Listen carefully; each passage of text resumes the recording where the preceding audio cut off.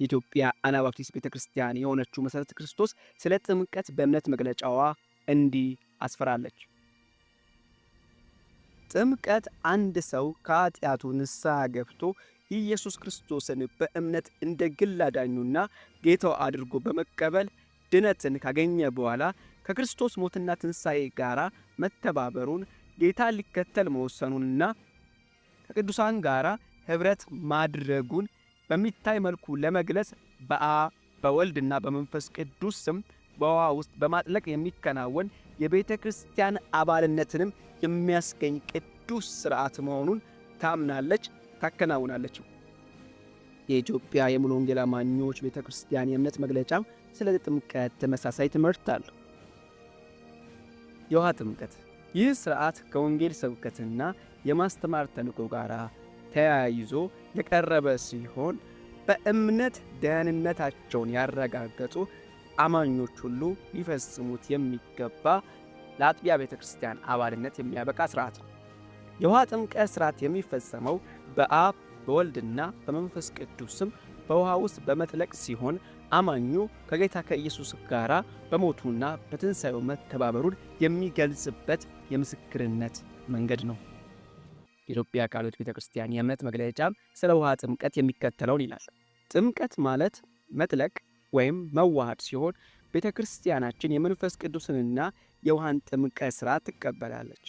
የመንፈስ ቅዱስ ጥምቀት ምእመኑን ከኢየሱስ ክርስቶስና ከምእመናን ጋር የሚያስተሳስር ሲሆን ይህም በመንፈስ ቅዱስ መጠመቅ የሚፈጸመው ምእመኑ ክርስቶስ ለኃጢአቱ እንደሞተና እንደተነሳ ንስሐ ገብቶ ባመነበት ጊዜ ነው።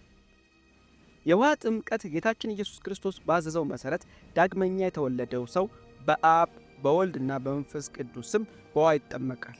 ይኸውም በሞቱና ትንሣኤው ክርስቶስን በመምሰል ለክርስቶስ በአዲስ ሕይወት ለመኖር የሚደረግ ወይም የሚፈጸም ምሳሌያዊ ተግባር ነው።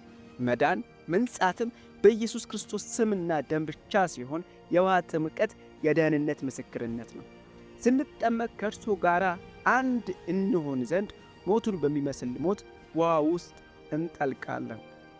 እርሱ በትንሣኤ ኃይል እንደተነሳ እንዲሁም እኛም በአዲስ ሕይወት ለመመላለስ እንደገና ከውሃ እንወጣለን። መጠመቅ የሚገባው ሰው ለነፍሱ የደህንነት አስፈላጊነትን ወደ ማወቅ ዕድሜና ዝንባሌ ደርሶ ጌታን የግል አዳኙ አድርጎ የተቀበለ የመሠረተ ሃይማኖት ትምህርትን አውቆ የመንፈስ ቅዱስ ፍሬዎች በሕይወቱ መታየታቸው ከተረጋገጠ በኋላ ነው። በተጨማሪ የጥምቀት ሥርዓት መፈጸሙ በቤተ ክርስቲያን አገልግሎት የበለጠ የተሳትፎ ድርሻ እንዲኖሩ ያደርጋል። የአገልግሎት በርም ከፋች ነውና ከእነኚህ የእምነት መግለጫዎች የሚከተሉትን የጋራ ነጥቦች መውጣት እንችላለን። አንድ ሰው መጠመቅ ያለበት አምኖ ዳግመኛ ከተወለደ በኋላ ነው። የጥምቀት ግብ ሰውየው ከኢየሱስ ክርስቶስ ጋር መሞቱን መቀበሩንና መነሳቱን ማሳየት ነው። ጥምቀት የደህንነት ምስክር እንጂ በራሱ የመዳን መንስኤ አይደለም። መጠመቅ የሚችለው አውቆ መወሰን የሚችል ሰው ብቻ ነው። ጥምቀት የቤተ ክርስቲያን አባልነትን ያስገኛል። እነኛ ቤተ ክርስቲያናት ጥምቀት ለመዳን አይደለም፣ ይልቅ መዳንን ለማሳየት የሚደረግ ውጫዊ የመታዘዝ ሥራ ነው ብለው ያስባሉ። ጥምቀት ያድናል ብለው የሚያምኑ አብያተ ክርስቲያናት የሚጠቅሷቸውን የመሟገቻ ጥቅሶች የሚተረጉሙበት መንገድ ከጠቃሾቹ አተረጓጎም የተለየ ነው። መጽሐፍ ቅዱስ ኢየሱስም መለሰ እንዲህ ሲል፣ እውነት እውነት እልሃለሁ ሰው ከውኃና ከመንፈስ ካልተወለደ በቀር ወደ እግዚአብሔር መንግሥት ሊገባ አይችልም ይላል። ብዙ ጥምቀት ለዳግም ልደት እንደሆነ የሚያስቡ ሰዎች የሚጠቅሱት የመጀመሪያ ጥቅስ ነው። እዚህ ጋር ከመንፈስ ቅዱስ ካልተወለደ የምትለዋ ሐረግ አጨቃጨቂ አይደለች። ነገር ግን ከውኃ የምትለዋ ሐረግ ጥምቀትን ወካይ አይደለችም ብለው ባፕቲስቶች ይሞግታሉ።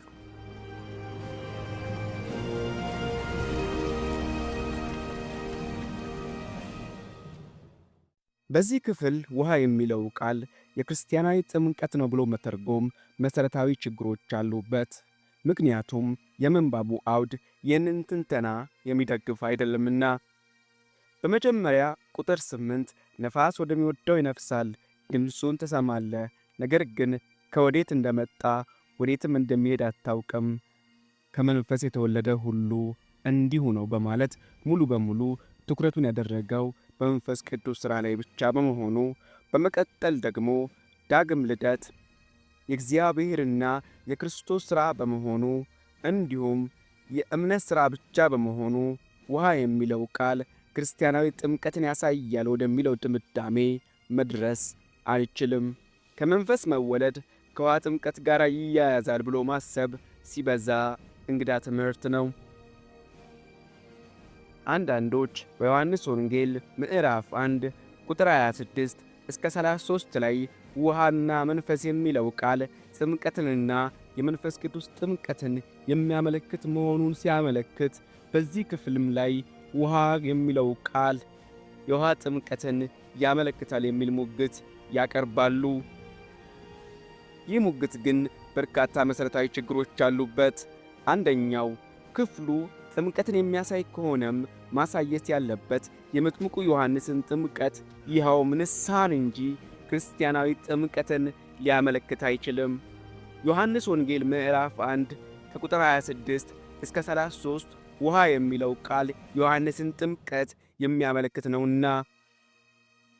ሁለተኛው ደግሞ በዮሐንስ ወንጌል ምዕራፍ 1 ቁጥር 26 እስከ 33 ላይ ውሃና ጥምቀት ሲነጻጸሩ የምንመለከት ሲሆን፣ በዮሐንስ ወንጌል ምዕራፍ 3 ቁጥር 5 ላይ ግን ውሃና መንፈስ እርስ በርሳቸው ሲያያዙ ወይንም ሲጣመሩ እንመለከታለን።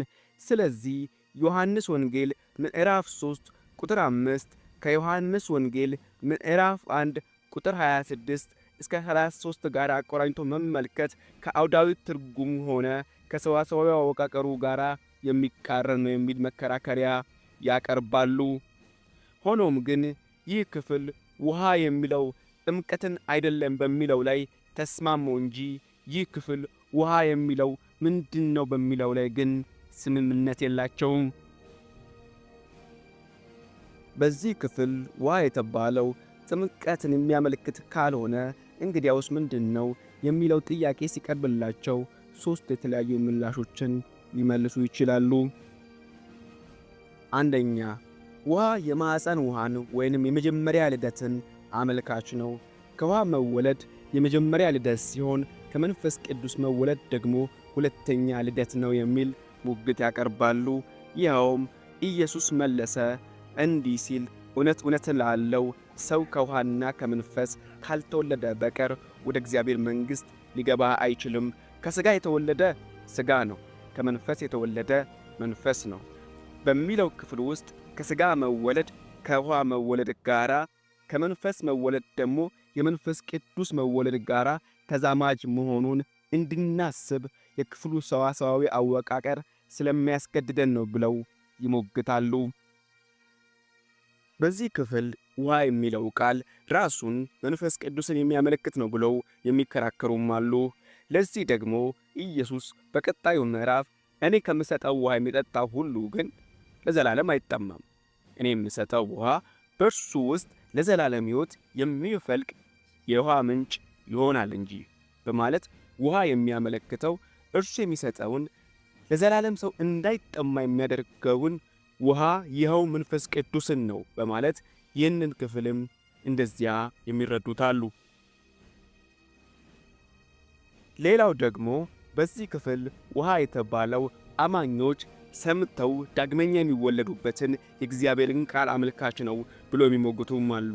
መጽሐፍ ቅዱስ እናንተ ግን ስለነገርኳችሁ ቃል አሁን ንጹሕ ናችሁ ስለሚል፣ ጎልማሳ መንገዱን በምን ያነጻል? ቃልን በመጠበቅ ነው ስለሚል የእግዚአብሔር ቃል ከሚያነጻ ውሃ ጋር ተነጻጻሪ ሊሆን ይችላል። ደግሞ መጽሐፍ ቅዱስ በግልጽ ዳግመኛ የተወለዳችሁት ከሚጠፋ ዘር አይደለምና በሕያውና ለዘላለም ከሚኖር በእግዚአብሔር ቃል ከማይጠፋ ዘር ነው እንጂ ይላል።